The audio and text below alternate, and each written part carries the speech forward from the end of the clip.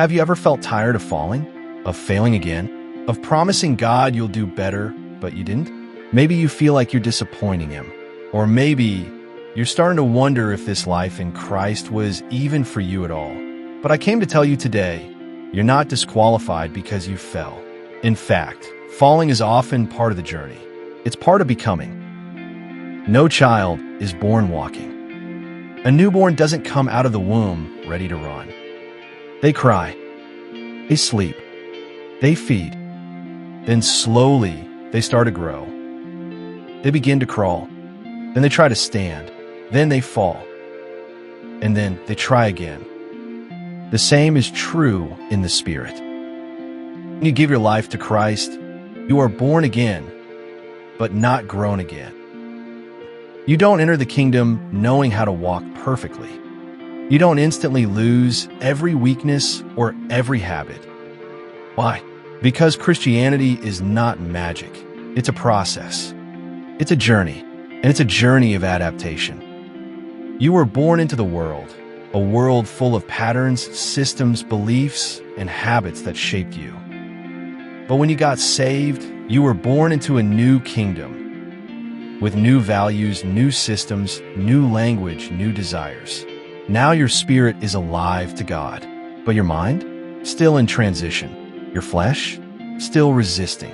That's why Romans 12 verse 2 says, "Be transformed by the renewing of your mind." Not by wishing, not by feelings, by renewal. A process of unlearning the old and adapting to the new. Every time a child tries to walk and falls, the parents don't scream at them. They cheer. They lift the child again. They guide them gently, because the falling is part of the learning. So why do you beat yourself up for falling? Why do you assume God is done with you just because you slipped? Let me tell you, God does not abandon you because of your fall.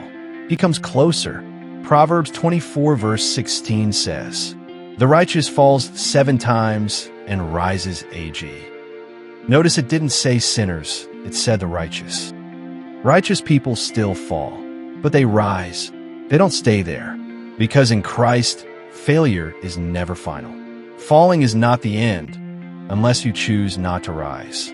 God is a father, a real father. He sees you crawling in the spirit, trying, wanting to grow, failing sometimes, crying other times. And you know what He does? He helps you. He cheers for you. He strengthens your legs so that one day you'll run. Philippians 1 verse 6 says, "He who began a good work in you will be faithful to complete it." He's not done with you, even when you fall, even when you feel like quitting. You're not just trying to live better. You're adjusting to a new life entirely. The kingdom doesn't operate like the world. You're learning how to forgive where you used to fight, pray where you used to panic, wait where you used to worry, love where you used to hate. That's adaptation. That's transformation. That's the process of becoming. So the next time you fall, don't stay down. Don't let the devil accuse you.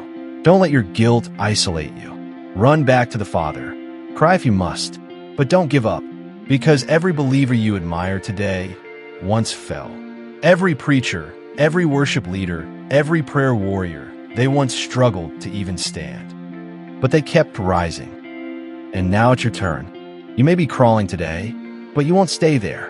You may be stumbling now, but you will walk. You will grow. You will adapt. God is not frustrated with your process. He designed it, and He walks with you through every stage. Isaiah 41 verse 10 says, "Do not fear, for I am with you. Do not be dismayed, for I am your God. I will strengthen you and help you. I will uphold you with my righteous right hand." He's not letting you go, so don't let go of Him. This is not your end.